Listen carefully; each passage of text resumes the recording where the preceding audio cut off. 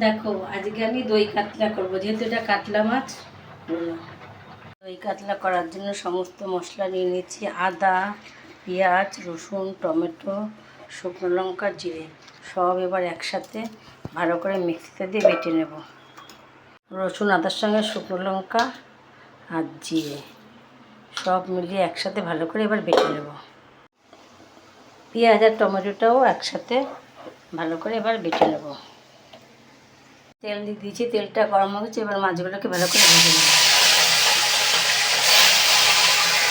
মাছগুলো ভাজা হয়ে গেছে, একে একে তুলে নিলাম।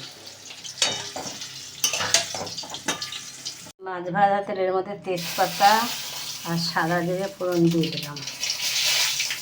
এইবার বেটে রাখা সব মশলা একবারে দিয়ে দিলাম।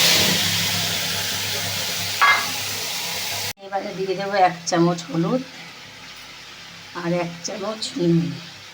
এবার মশলাটাকে ভালো করে কষিয়ে নেব। কষানো হয়ে গেছে, এবারে ফেটিয়ে রাখা দইটাকে দিয়ে দিলাম। দিয়ে আবার একটু নাড়িয়ে চালিয়ে নেব। এইবারে ভেজে রাখা মাছগুলোকে দিয়ে দেবো। দেখতেই পাচ্ছ, দিয়ে দিচ্ছি মাছগুলোকে।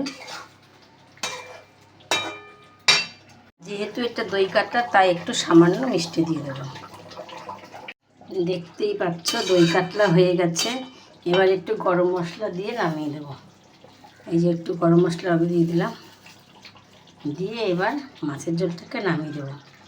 একদম এইভাবে করে দেখবে জমে যাবে একেবারে। এত টেস্ট লাগে আর এত ভালো হয় খেতে, কি বলবো। না খেলে তোমরা বুঝতেই পারবে না। তবে ভিডিওটা ভালো লাগলে একটু লাইক কমেন্ট শেয়ার করে দেবে।